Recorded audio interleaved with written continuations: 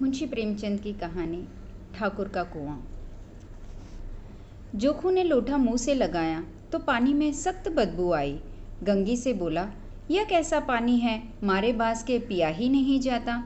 गला सूखा जा रहा है और तू सड़ा पानी पिलाए देती है। गंगी प्रतिदिन शाम को पानी भर ले आया करती थी। कुआं दूर था, बार बार जाना मुश्किल था। कल वह पानी लाई तो उसमें बू बिल्कुल न थी। आज पानी में बदबू कैसी? लोटा नाक से लगाया तो सचमुच बदबू थी। जरूर कोई जानवर कुएं में गिरकर मर गया होगा, मगर दूसरा पानी आए कहाँ से?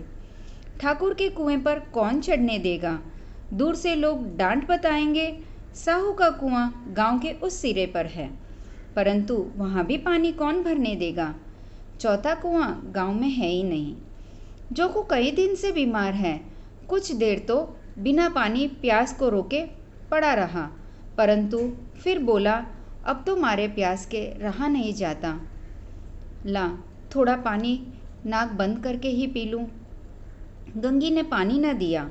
खराब पानी पीने से बीमारी हो जाती है, वह यह जानती थी, पर यह न जानती थी कि पानी को उबाल देने से उसकी खराबी खत्म हो जाती है। बोली, यह पानी कैसे पियोगे? न जाने कौन जानवर मरा है। कुएं से मैं दूसरा पानी ला देती हूँ। जोखू ने आश्चर्य से उसे पूछा, दूसरा पानी कहाँ से लाएगी? ठाकुर और साहू के 2 कुएं तो हैं, क्या 1 लोटा पानी न देंगे? हाथ पांव तुड़वा आएगी और कुछ न होगा। बैठ चुपके से, ब्राह्मण देवता आशीर्वाद देंगे। ठाकुर लाठी मारेंगे, साहू जी 1 के 5 लेंगे। गरीबों का दर्द कौन समझता है? हम तो मर भी जाते हैं तो कोई द्वार पर झांकने नहीं आता। कंधा देना तो बड़ी बात है। ऐसे लोग कुएं से पानी भरने देंगे क्या? इन शब्दों में कड़वा सत्य था। गंगी क्या जवाब देती, किंतु उसने वह बदबूदार पानी पीने को न दिया। रात के 9 बजे थे। थके मांदे मजदूर सो चुके थे। ठाकुर के दरवाजे पर 10-5 बेफिक्रे जमा थे। मैदानी बहादुरी का न तो कोई जमाना रहा न मौका। कानूनी बहादुरी की बातें हो रही थी। कितनी होशियारी से ठाकुर ने थानेदार को एक खास मुकदमे में रिश्वत दी और साफ निकल गए। कितनी अक्लमंदी से एक मार्के के मुकदमे की नकल ले लिए। नाजिर और मोहतमिम सभी कहते थे नकल नहीं मिल सकती। कोई 50 मांगता, कोई 100। यहाँ बेपेस कोड़ी नकल उड़ा दी। काम करने का ढंग चाहिए। इसी समय गंगी कुएं से पानी लेने आई। कुपी की धुंधली रोशनी कुएं पर आ रही थी। गंगी जगत की आड़ में बैठी मौके का इंतजार कर रही थी।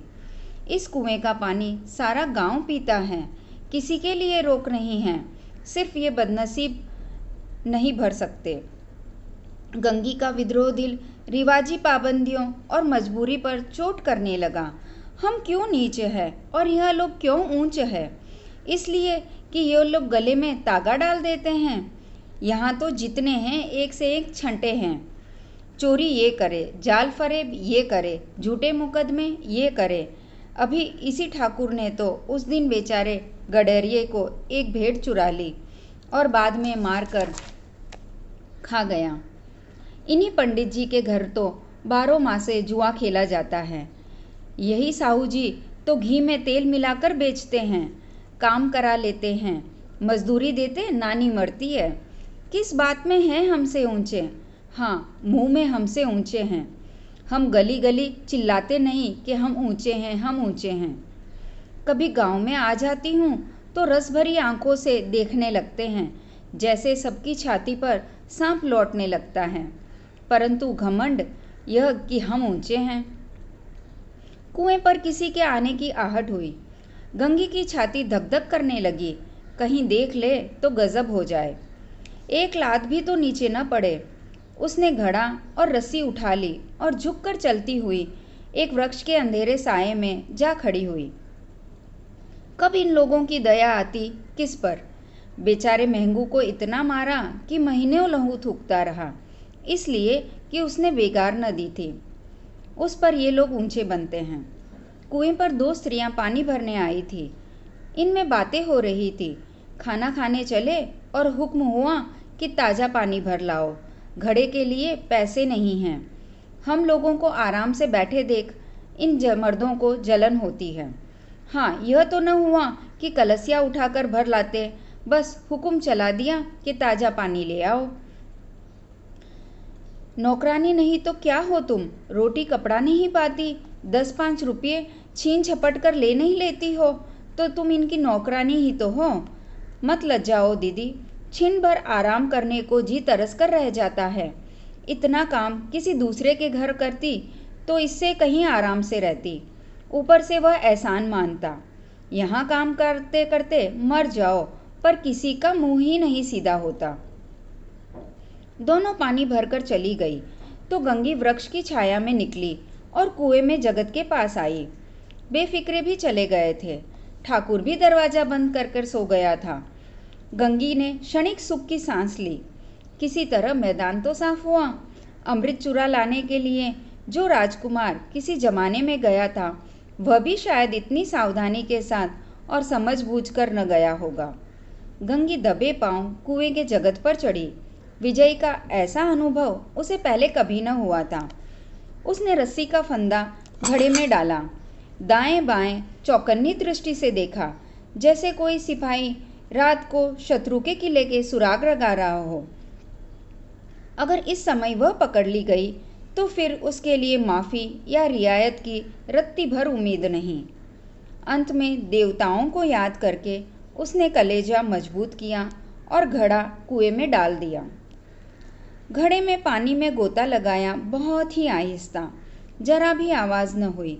गंगी ने 2-4 हाथ जल्दी जल्दी मारे। घड़ा कुएं के मुंह तक आ पहुंचा।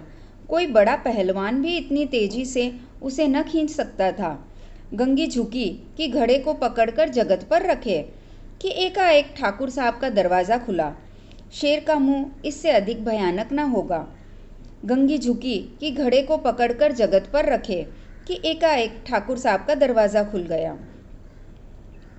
गंगी के हाथ से रस्सी छूट गई। रस्सी के साथ घड़ा धड़ाम से पानी में गिरा और कई क्षण तक पानी में हलकोरे की आवाज़ सुनाई देती रही। ठाकुर कौन है पुकारते हुए कुएं की तरफ आ रहे हैं और गंगी जगत से कूदकर भागी जा रही थी। घर पहुंचकर देखा कि जोखू लोटा मुंह से लगाए वही सड़ा पानी पी रहा था।